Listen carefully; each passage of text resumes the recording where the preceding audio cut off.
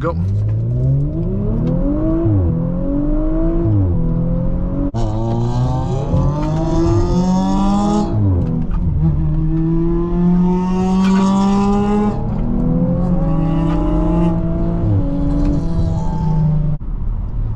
Gosh, this ride is so bumpy. I'm literally jumping the whole time. I can't stress this enough.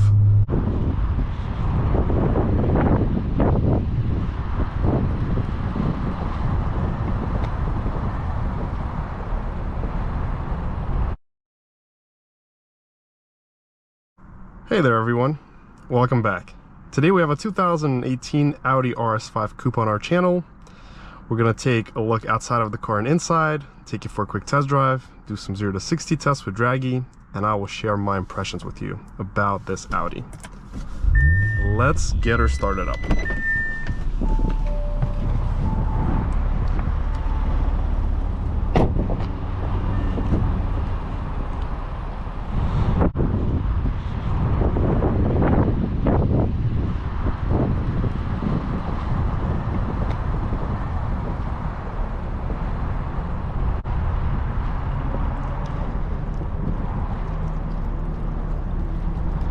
So this right here is the Coupe, a sleek looking two-door Audi.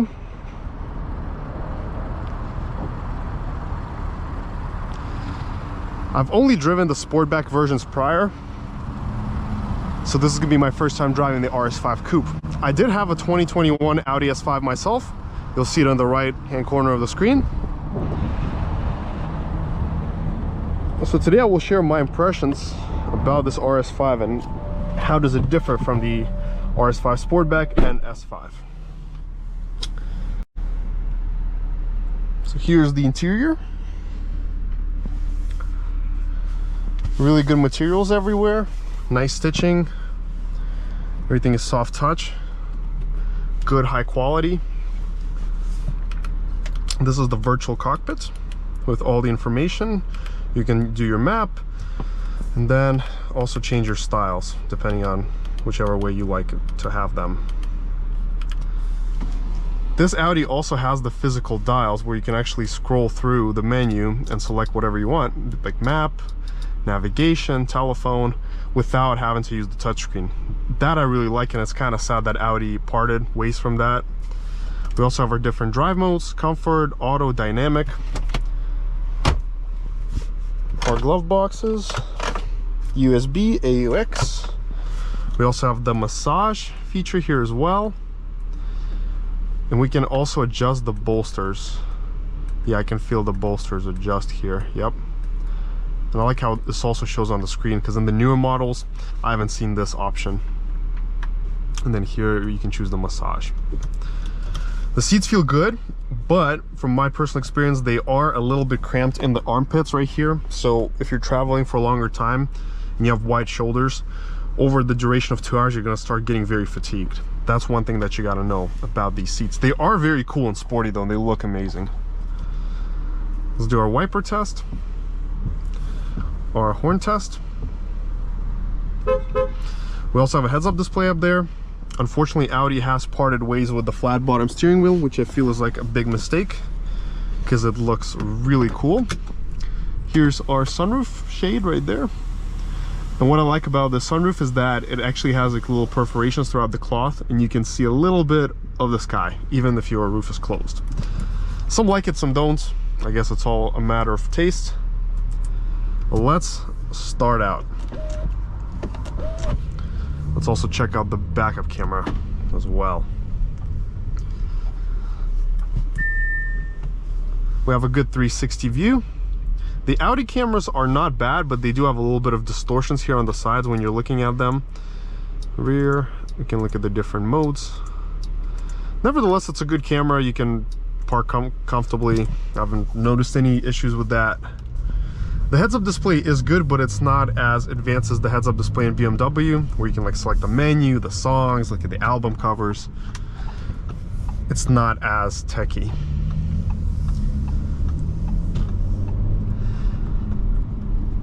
Driving the older RS5s, I've felt a lot of stiffness and bumps when I'm driving, so we'll see how this RS5 is, if it's any better, because it does have those huge wheels and they do add to that bumpy, rough factor. In comfort mode, the car is quiet, humble. You can't hear too much of the engine, just a little bit.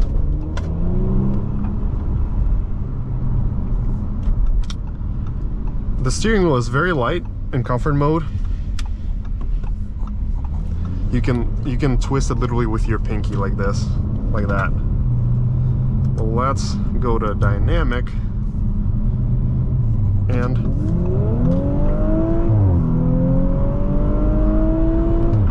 some nice farts.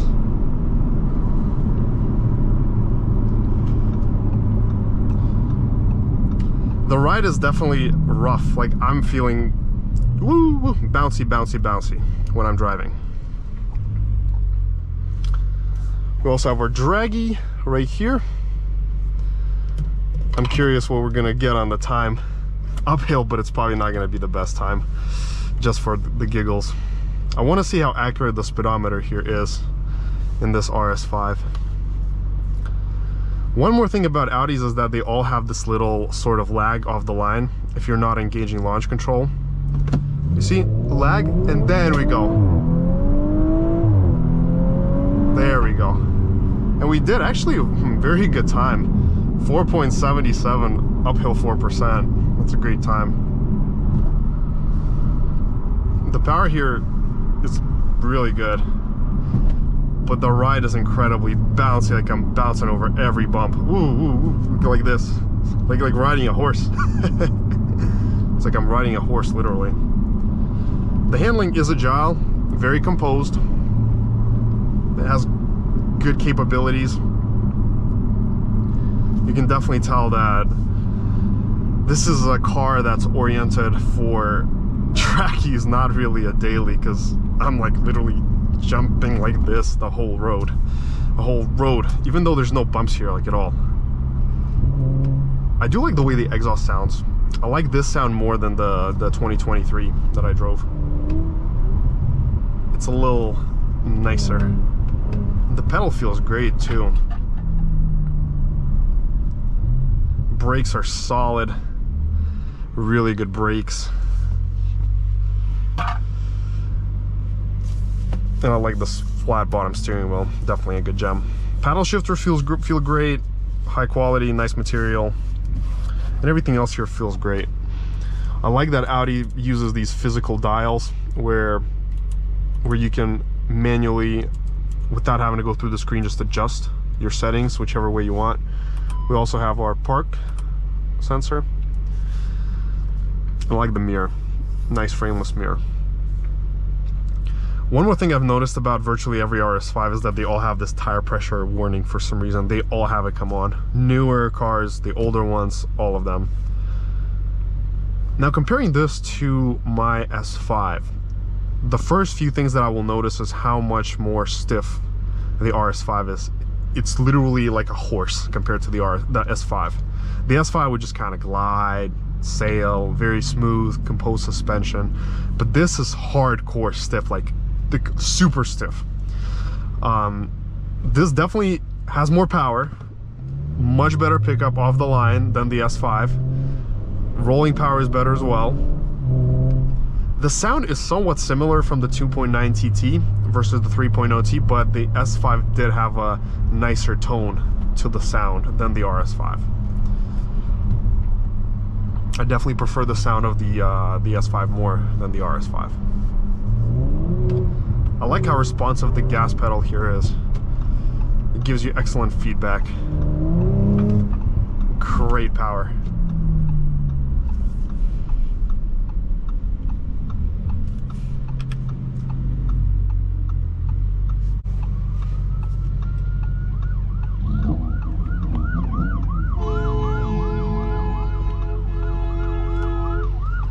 I have a feeling that a lot of drivers, they just don't look left and right when turning.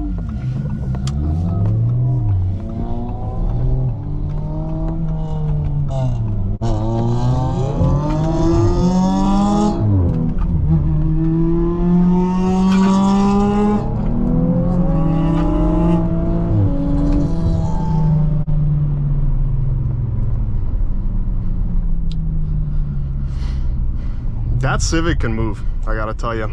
He's definitely getting the hit first, but he's got some power to his car too. It's really interesting that by the numbers, like the 0 to 60, these RS5s are really good. But, you know, sometimes when I've noticed that when you try to hustle with other quick cars, they're not as fast to pass as you think they are. Oh, yes. Oh, yes.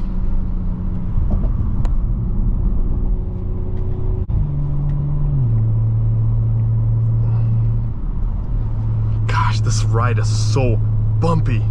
I'm literally jumping the whole time. I can't stress this enough. Let's go.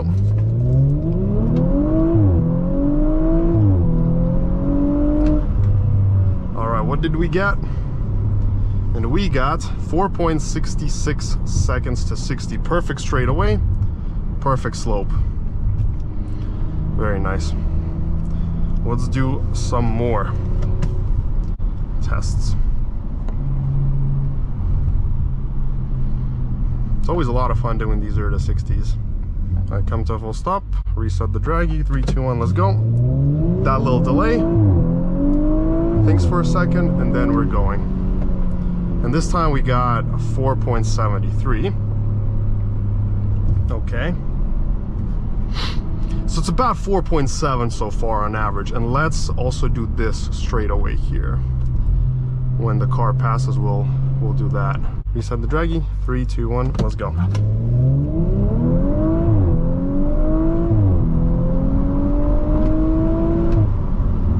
All right, so we did, again, 4.67, perfect straightaway. All right, well, let's turn off the stability and try another run right now.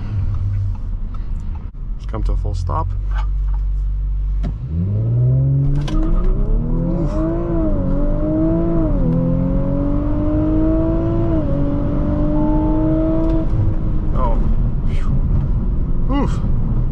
All right, so we did 3.73 seconds valid, and then we did the 1/8 mile at 7.67 at 91 miles an hour.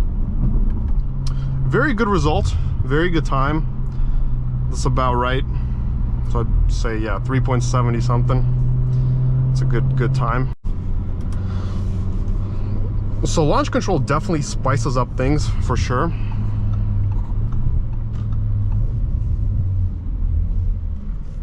Versus just the regular pedal to the metal. But the reality is, how often will you be actually using this launch control? Like, how often will you be doing it? Because to use it, you gotta like really time everything. You gotta like shut off the traction, you gotta boost it, you gotta wait till the light turns, and then you can use it. So it works well. Very easy to use compared to many other cars out there nowadays. So we have to turn off and on like 5 different things. It's definitely to the nicer, easier side. So yeah, it's definitely a good, quick Audi. Moves well. It's about a second faster than the S5 to 60, maybe a little less than that, like 0.7, 0.8. Nevertheless, very impressive. It gave me that little buzz at the very beginning for the first couple of like seconds. I had a little buzz in my head. So it punches out really hard. But when you start from idle, it's not as instant.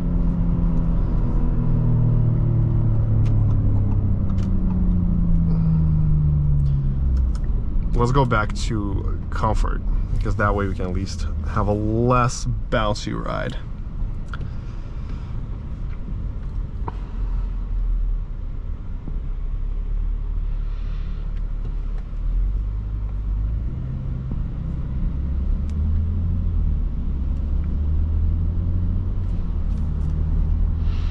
I really like the way the RS5 handles at lower speeds. It's like glued to the road. Even in comfort, you got excellent handling, excellent stability. It's very direct, predictable. You know exactly what you're doing. I like it. Very nice. Now at very high speeds, in the triple speeds where you shouldn't be driving, to begin with,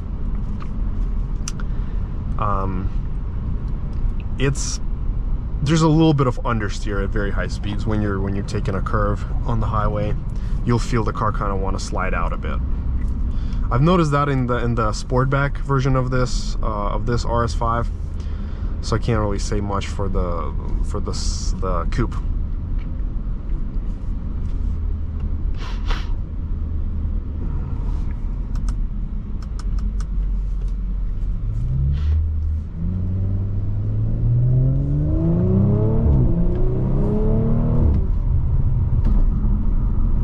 I do like how responsive this gearbox is.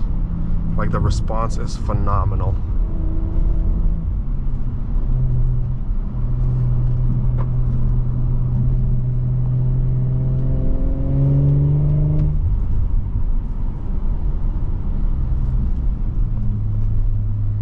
But the ride is very harsh. Well, to summarize the test drive, I've definitely really enjoyed driving this RS5. It's way too stiff for me personally. It's way too stiff of a ride. I would probably get exhausted of this car in 30 minutes, just driving it. This feels even stiffer than the Sportback that I drove, even though I thought that was already like borderline, like super stiff, borderline unbearable.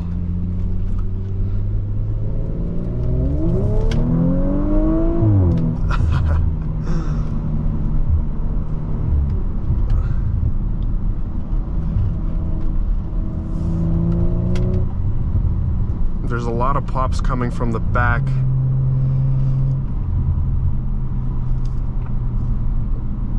This is a great car for the weekend.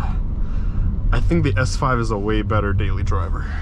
Even if it's a second slower to 60, it's still a way better daily driver. It's pleasant, it's comfortable, it sounds better. You know, how often are you going to be trying to be launching your car?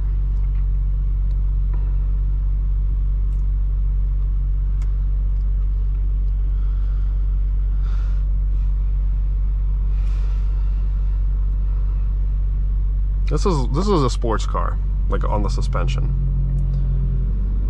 Definitely not a comfy cruiser.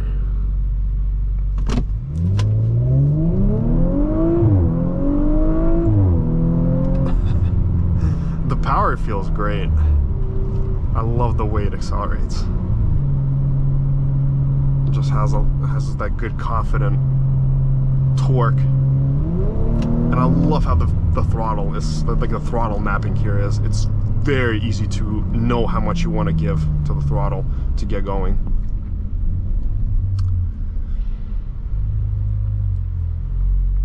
Well, thank you so much for watching, everyone. Make sure to smash that like and subscribe button. And until next time.